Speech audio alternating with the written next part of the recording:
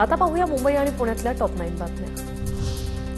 Pune hit and run प्रकरणानंतर आता पुणे शहरातील 49 पब आणि बारवर गुन्हे दाखल। 14 पथकांमार्फत राज्य उत्पादन शुल्क विभागाची धडक कारवाई।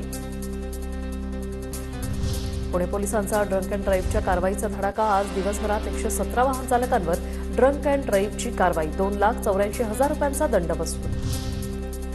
पुणे मुंबई दरम्यानच्या अनेक गाड्या 28 ते 31 मे कालावधीत रद्द। छत्रपती शिवाजी महाराज टर्मिनसच्या फ्लॅट क्रमांक 10 आणि 11च्या विस्तारीकरणामुळे गाड्या रद्द। उद्या रेल्वेच्या तिन्ही मार्गांवर मेगा ब्लॉक। माटुंगा ते ठाणे सकाळी 11 ते दुपारी 3:30 वाजेपर्यंत ब्लॉक असणार, तर चुनाभट्टी वांद्रे डाऊन हार्बर मार्गावर 11 ते 4 वाजेपर्यंत ब्लॉक।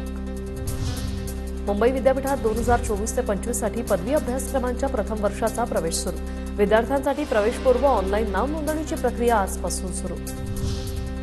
मुंबईत 30 मे पासून 5% पाणी कपात, तर 5 जून पासून 10% पाणी कपात।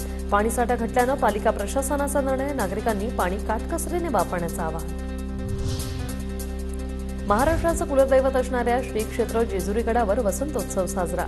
कुलस्वामी खंडोबा मंदिरामध्ये दरवर्षीप्रमाणे मोगरा आणि सुवासिक फुलांचा वापर करून सजावट। मिठी नदी रुंदीकरण प्रकल्पांतर्गत 149 बांधकामांचं निष्कासन। जवळपास 8,000 चौरस मीटर क्षेत्र अतिक्रमण जमीनदोस्त। प्रकल्प कार्यक्षेत्रात संरक्षण भिंतींच्या बांधकामाला सुरुवात।